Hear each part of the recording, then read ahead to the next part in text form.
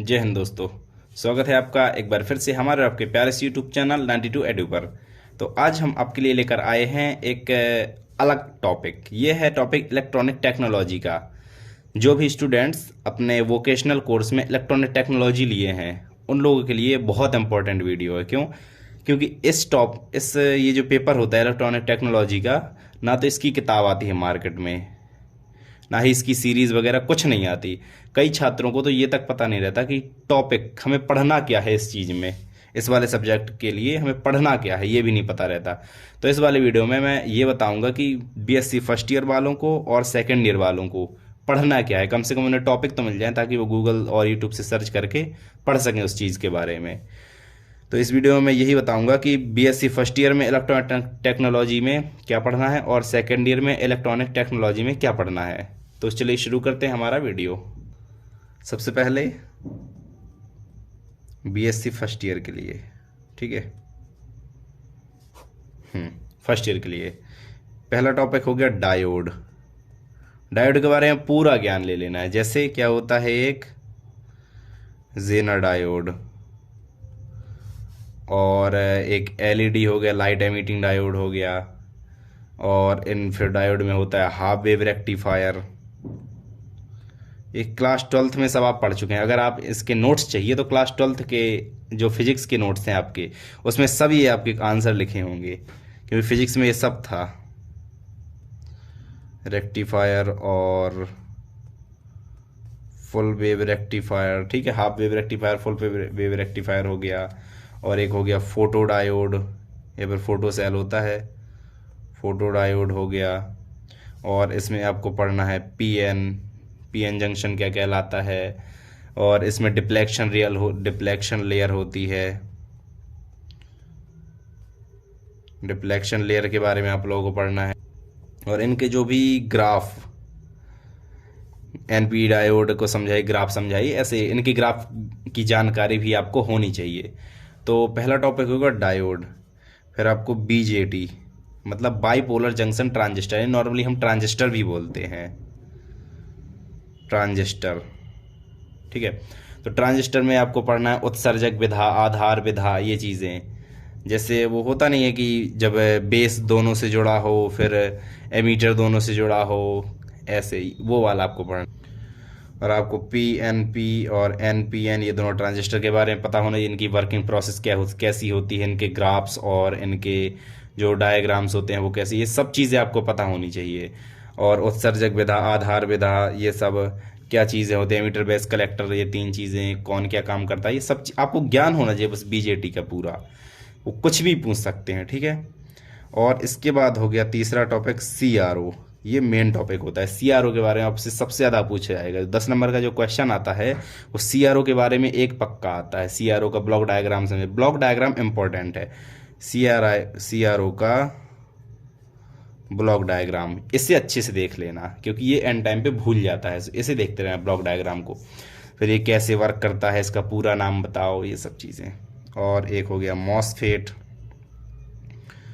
MOSFET ये first year second year दोनों के लिए इम्पोर्टेंट है। मॉसफेट के बारे में इसका पूरा नाम, मॉसफेट कैसे काम करता है, कितने प्रकार से काम करता है, बस मॉसफेट के बारे में सब चीज़ें याद आनी चाहिए आपको। फिर अगला टॉपिक हो गया कैपेसिटर। कैपेसिटर कितने प्रकार के होते हैं, कैपेसिटर कैसे काम करते हैं, बस ये चीज़। मतलब संधारित्र होता है कैपेसिटर, मतलब संधारित्र कितने प्रकार के होते हैं, एक गोली संधारित्र और ऐसे बेलनाकार संधारित्र के प्रकार होते हैं, कैसे कौन कैसे काम करता है, ये सब पता होना चाहिए आपको। और इसके बाद अगला टॉपिक है हमारा सेमीकंडक्टर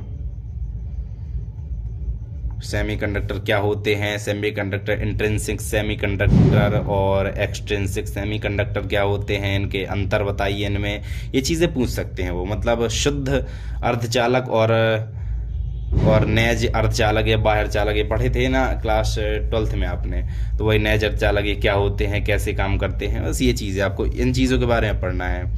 और अगला टॉपिक हो गया कलर बैंड। कलर बैंड जो जैसे रेजिस्टेंस निकालते हैं हम, किसी रजिस्टर का रेजिस्टेंस निकालते हैं तो कैसे निकालते हैं हम, जो एक ये होता है बी वी रॉय, ये हम लोगों ने पढ़ा है ना क्लास 12th में, तो कलर बैंड के बारे में पूरी जानकारी ले लेना है। और इसके बाद ऑसिलेटर्स हमें पढ़ना है, ऑसिलेटर, ठीक है, ऑसिलेटर्स के बारे में सब जानकारी ले लेना है। और अगला टॉपिक है डिफ्लेक्शन लेयर। डिफ्लेक्शन लेयर ये तो बता ही दिया, डिफ्लेक्शन लेयर के बारे में आपको पढ़ लेना है। तो इसमें जो आपको मेन पढ़ना है वो है डायोड्स। डायोड्स जितने भी ये चीज़ें मैंने बताई, डायोड में क्या क्या पढ़ना है, ये सब चीज़ें आपको पढ़ लेना है। डायोड सबसे ज़्यादा पूछा जाता है। और फिर CRO पढ़ना है। मॉसफेट तो शायद एक ही क्वेश्चन मॉसफेट का आता है, डायोड सबसे ज़्यादा पूछा जाता है। और BJT भी पूछ सकते हैं आपसे, ठीक है। तो ये हुआ BSc फर्स्ट ईयर में क्या कौन टॉप है, कितना मोस्ट है, ये चीज़ें। अब देखते हैं BSc सेकेंड ईयर के लिए। तो BSc सेकेंड ईयर वालों के लिए पहला है कि अबाउट कंप्यूटर, जो बेसिक ओवरव्यू है कंप्यूटर के बारे में वो सब पता होना चाहिए। कंप्यूटर का हर एक मतलब कौन पार्ट कैसे काम करता है, क्या काम करता है, कितने पार्ट, इनपुट आउटपुट, ये सब पता होना चाहिए कंप्यूटर के बारे में। और फिर है माइक्रो कंट्रोलर। माइक्रो कंट्रोलर जो भी स्पेलिंग हो, ठीक है। माइक्रो कंट्रोलर के बारे में आपको पढ़ लेना है। माइक्रो कंट्रोलर कितने प्रकार के होते हैं, कैसे काम करता है, ये सब, ठीक है। और इसके बाद माइक्रो प्रोसेसर। माइक्रो प्रोसेसर के बारे में माइक्रो कंट्रोलर पढ़ लेना है, माइक्रो प्रोसेसर पढ़ लेना है। और फिर इसके बाद मॉसफेट पढ़ना है। देखिए मॉसफेट फर्स्ट ईयर में भी था और MOSFET second year. MOSFET important है, लेकिन सेकेंड ईयर में मॉसफेट ज़्यादा इंपॉर्टेंट है, क्योंकि इसके 2-3 क्वेश्चन मॉसफेट के आ सकते हैं। मॉसफेट के बाद आपको इसमें पढ़ना है 555 टाइमर IC।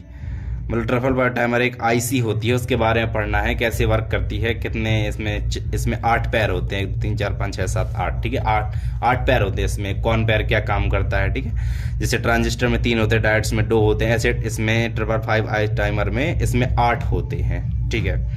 अब अगला हो गया RLC। मतलब RLC के बारे में आपको पढ़ना है। R हो गया रेजिस्टेंस, L हो गया कुंडली और C हो गया कैपेसिटर। इसके बारे में आपको थोड़ा थोड़ा ज्ञान लेना है इस चीज़ के बारे में भी। और फिर अगला हो गया हमारा डायोड हो गया और BJT जो भी ऊपर बताया। डायोड्स के बारे में थोड़ी थोड़ी पता होना चाहिए। फर्स्ट ईयर में जब पढ़ चुके हो तो डायोड के बारे में पता तो होगा ही। और BJT भी आपको बाइपोलर जंक्शन ट्रांजिस्टर भी थोड़ी बहुत पता होनी चाहिए। और इसमें एक मेन इंपॉर्टेंट टॉपिक है ऑर्डिनो, UINO, ठीक है। Arduino ARDUINO, Arduino. ऑर्डिनो के बारे में आपको काफ़ी पढ़ना है। ऑर्डिनो की प्रोग्रामिंग जो होती है, प्रोग्रामिंग पढ़नी है इसकी, प्रोग्रामिंग। और इसका जो जिसमें ऑर्डिनो की प्रोग्रामिंग की जाती है उसे कैसे डाउनलोड करना है, इसे ये चीज़ भी पढ़नी है। और उसके बाद इसका स्केच कैसे होता है, कैसे वर्क करता है, ये चीज़ें सब चीज़ें आपको पढ़नी है ऑर्डिनो के बारे में।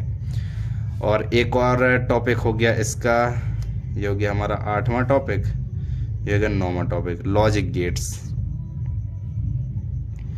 लॉजिक गेट्स के बारे में आपको पढ़ना है। क्लास 12th में आप पहले ही पढ़ चुके हैं, एक बार और पढ़ लीजिए बस। लॉजिक गेट्स आपके लॉजिक गेट्स बहुत सरल हैं, ये तुरंत कंप्लीट हो जाते हैं। और अगला हो गया 10वां analog input and output. Analog input और आउटपुट, इनके बारे में आपको देखना है। और ये MOSFET, IC, RLC, BJT, diode और लॉजिक गेट्स, इन सब की आपको सर्किट्स पढ़नी है। मतलब सर्किट कैसी, इनकी सर्किट कैसी बनती है, मतलब डायग्राम, ठीक है ना। सर्किट, इसके बारे में आपको पता होना चाहिए, सर्किट्स के बारे में, ठीक है। तो ये है BSc सेकेंड ईयर में जितने टॉपिक आपको पढ़ने हैं उतने टॉपिक।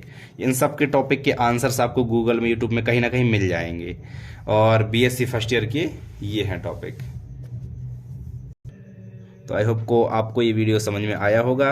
तो इस वीडियो को हम यहीं पर एंड करते हैं, मिलते हैं और एक नए टॉपिक के साथ। Thank you so much, bye bye.